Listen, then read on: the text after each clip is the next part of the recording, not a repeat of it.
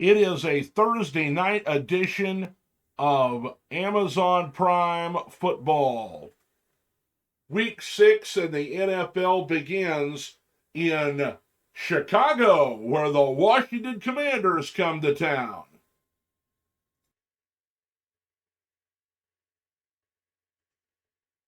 It's another edition of Picks with David. Thanks for joining me. And as you can see, we've got the Washington Commanders at the Chicago Bears. Washington comes into town, and they're a little beat up here. They're missing their tight end and Logan Thomas. Their rookie Johan Dodson is not available to play. Carson Wentz has basically got all the pressure of the team on his shoulders, and he's got a bit of an injured, hurt shoulder, but he's been cleared to play in the game, and so they're expecting a lot from him here from the Commanders. The Chicago Bears are not having it any easier. They're coming off of another horrific loss, this time to the Minnesota Vikings. Washington is 1-4 and Chicago is 2-3. And so both of these teams really are looking to do well here in this Thursday night game in the hopes that it'll bolster them going forward into the year. Both of these teams have pretty decent defenses, and they both can run the football. The question for me in the entire game is play calling. For Washington, I think they throw the ball too much. For Chicago, I don't think they throw the ball enough. But that's a question of the weapons that both of these teams have available to them. I think that if Washington were to run the football a lot more, take the ball out of Carson Wentz's hands. He's not the player everybody thought he was going to be the first 2 seasons in the league. He's got a bit of a stigma right now. He's learned some bad habits. And for me, even though he's got Terry McLaurin, and even though he has some other players on this team that he could get the ball to and get it down the field, I think they need to be patient. And if they stick with the running game, the defense can do the rest, and Washington has a real shot to win.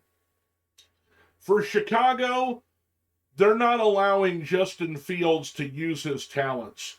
He has players on this team he can get the ball to. I know that Darnell Mooney is not the greatest wide receiver in the world, but he's effective. And they have a lot of really good running backs in the backfield, and so I understand why they want to run the ball so much. David Montgomery, Khalil Herbert, Travis Ebner, the rookie. It's a 3-headed attack, and if they do well doing that, that's great. But I don't see them using their receiving core that they do have, especially the tight end, Cole Kmet. He should be getting a lot more targets, and I think that it is wearing down on the rest of the team that the offense isn't able to produce more points. It's upsetting the defense. The defense is always good in Chicago, but I don't think it's nearly as good as it has been in the past. You've got contract disputes with Roquan Smith.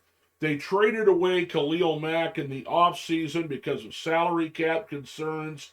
And so both of these teams really are a mess. But because they're both a mess, I expect it to be a really fun game to watch in comparison to last week's snooze fest between the Colts and the Broncos. So in this particular game, I think that the kid that got shot a couple times, Brian Robinson, before the season, he's an inspiration to come back to the team. He played last week and split duty with Antonio Gibson and J.D. McKissick running the football. And so I think that Washington, they've got the weaker record. I know they're on the road. I just don't really have a lot of faith in Chicago. I'm going to take the Washington Commanders to beat the Bears at Soldier Field. Our spotlight players of this game are, of course, the running backs. Brian Robinson, we already talked about him, the rookie out of Alabama. He was shot in the preseason and was well on his way to being the starting running back for the Commanders. an inspiration that he has come back. It's a wonder that he didn't lose his life. Such a lucky individual, and I hope he takes advantage of it for the rest of his days. For Chicago, David Montgomery is the focus. Last week, in 16 touches, overall, he had over 86 yards from scrimmage, but they are splitting carries between him and Khalil Herbert. They bring in Ebner occasionally, and I think that the two running games should be the focus of this game.